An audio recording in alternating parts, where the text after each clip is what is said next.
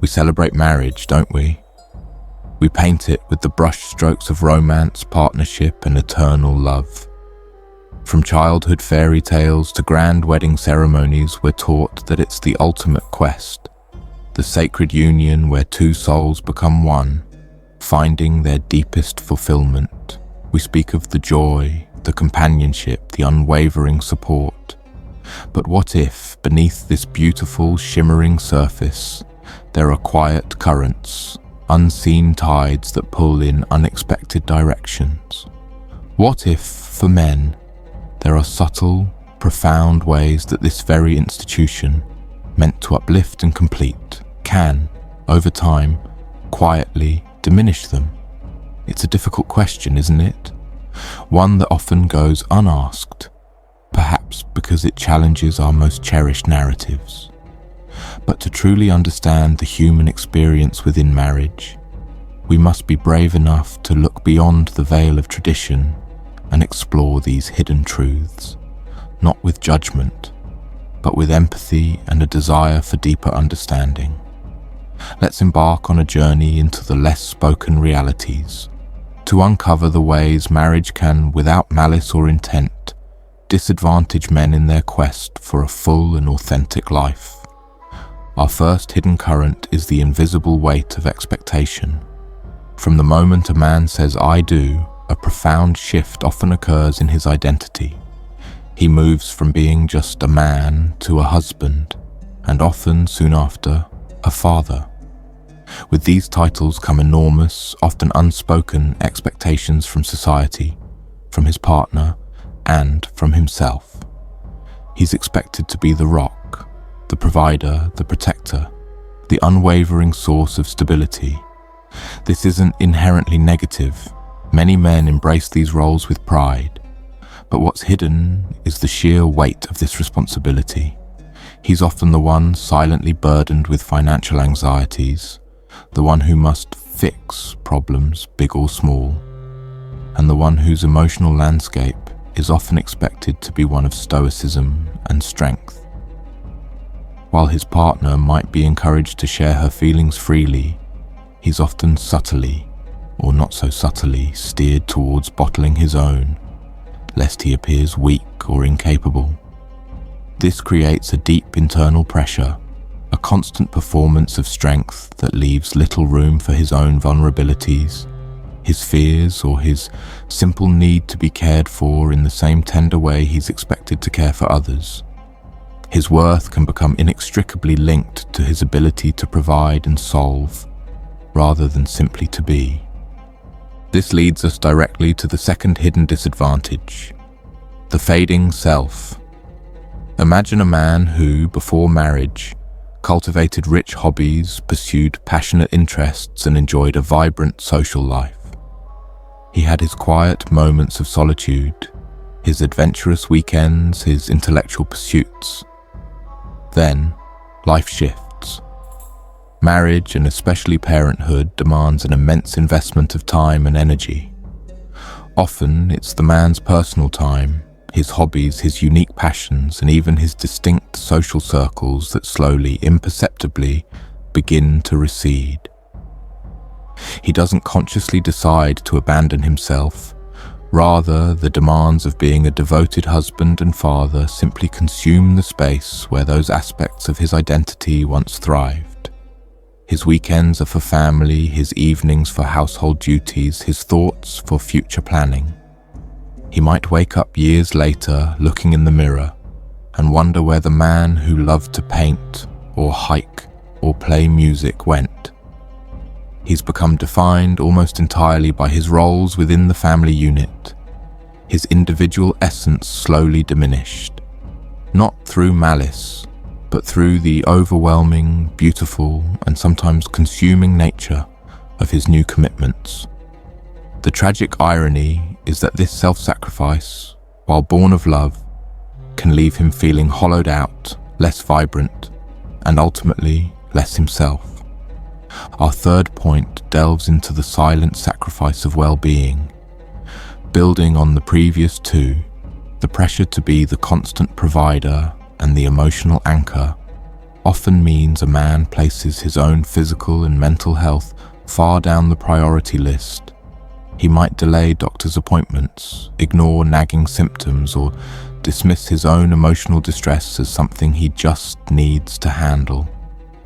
The narrative of the strong, silent type isn't just a cliché. It's a societal expectation that deeply impacts men's health. He's often taught that admitting pain, especially emotional pain, is a sign of weakness. So, he internalizes stress, battles anxiety and solitude, and buries his fears beneath a facade of competence. This isn't just about fleeting discomfort. It has tangible, long-term consequences. Men often have shorter life expectancies and higher rates of suicide compared to women, and these silent sacrifices undoubtedly play a role. They carry burdens that chip away at their physical and mental vitality, often without their wives, or even themselves, fully recognizing the cumulative toll until it manifests in a more serious way. The expectation to always be strong can prevent him from seeking the care he desperately needs. Moving forward, we confront La, the lone wolf in a crowd, highlighting the erosion of male friendships and support networks. Before marriage, a man's friendships are often a vital source of support, identity, and camaraderie. These relationships, while perhaps different in expression from female friendships, are profoundly important. They offer a space for shared experiences, a different kind of emotional processing, and a sense of belonging outside the romantic sphere. However, with marriage, and particularly with children, the time and energy once dedicated to these friendships often get reallocated. Wives frequently become the sole emotional confidant for their husbands, a heavy burden for any one person to carry. Men might find themselves gradually drifting away from their male friends, their social circle shrinking to primarily couple-based activities or their wife's friends. This leaves a void.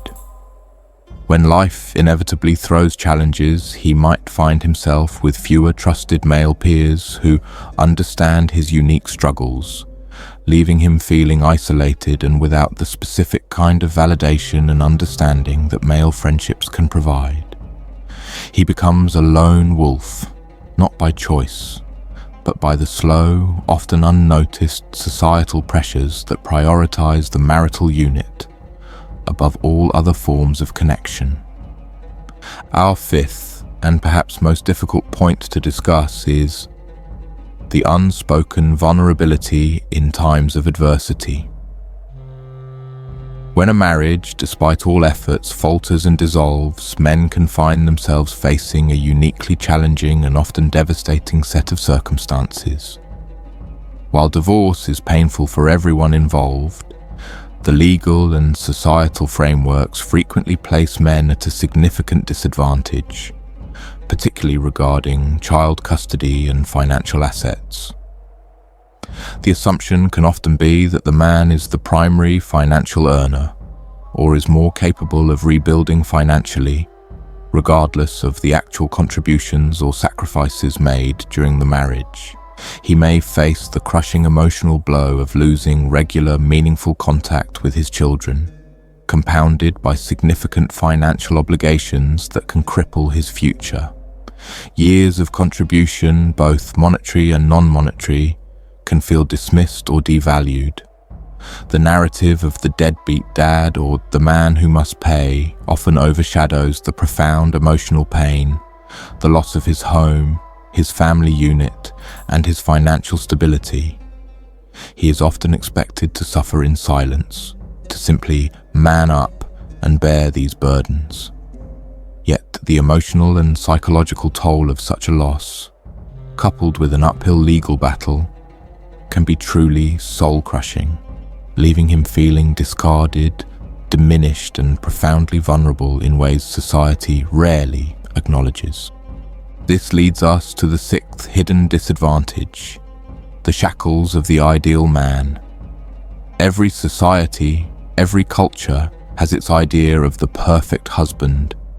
He's patient, understanding, never complains, always listens, always supportive, emotionally stable, and generally a pillar of unwavering strength and positivity. While these are admirable qualities, the relentless pressure on men to embody this ideal within marriage can be incredibly stifling. He might feel he cannot express his genuine frustrations, his moments of weakness, his unique perspectives, or even his simple need for space or silence, for fear of disrupting marital harmony or being perceived as less than ideal. This leads to a form of emotional self-censorship, where he carefully curates his thoughts and feelings, suppressing aspects of his authentic self to fit into this predefined mold. Over time, this constant performance takes a toll. It can lead to resentment, a feeling of being misunderstood, or a profound disconnect from his own inner landscape. He becomes a prisoner of an ideal, sacrificing his authenticity for the sake of perceived peace, yet losing a piece of himself in the process. The hidden cost is his true voice, his raw emotions, and the unvarnished version of himself, which is often the very self his partner fell in love with. Finally, we arrive at the seventh hidden disadvantage, the slow fade of autonomy. Before marriage, a man makes his own decisions, from how he spends his money to how he structures his time, from the big life choices to the small daily preferences. His life is his own to command. In marriage, this necessarily shifts. Decisions become shared, negotiations become routine, and compromise is paramount. This is a natural and healthy aspect of partnership. However, what can be hidden is the cumulative effect of this shift on a man's sense of individual agency. Over years, the small, almost imperceptible negotiations can lead to a feeling that his personal desires, his preferred way of doing things, or his individual plans are constantly being vetted, altered, or simply overridden. He might find himself routinely deferring to his partner's preferences, not out of genuine agreement, but out of a desire for peace, or simply because it's easier. His personal finances might become less his own, his social calendar dictated by joint obligations, and even his leisure time subject to negotiation. He can wake up one day realizing that many aspects of his life, which he once controlled, now feel managed by external forces, or at least constantly co-decided. This slow fade of personal autonomy, while often unintentional and even well-meaning, can leave him feeling less like the captain of his own ship and more like a crew member, following a course he didn't entirely chart himself. As we bring this journey to a close, it's crucial to reiterate that this exploration is not an indictment of marriage itself, nor is it a finger-pointing exercise against wives or women. Instead, it is an earnest invitation to a deeper, more empathetic understanding of the male experience within this foundational institution. Marriage, in its purest form, is a beautiful and transformative bond.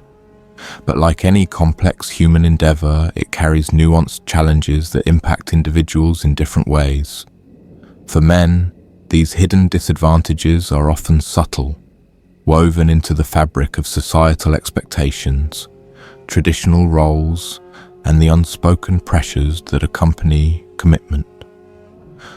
By bringing these often overlooked realities into the light, we do a service not just to men, but to the very essence of marriage itself. When we understand the full spectrum of experiences, when we acknowledge the silent burdens and the quiet sacrifices, we create space for more authentic conversations, for greater empathy, and for more profound support within our relationships. It allows us to challenge outdated norms, to redefine what partnership truly means, and to foster environments where men, like women, can truly flourish in their entirety, without having to diminish aspects of themselves for the sake of love. Let us cultivate a world where every individual, within the beautiful complexity of marriage, can find not just companionship, but also the freedom to be fully and authentically themselves, understood and cherished for every facet of their being.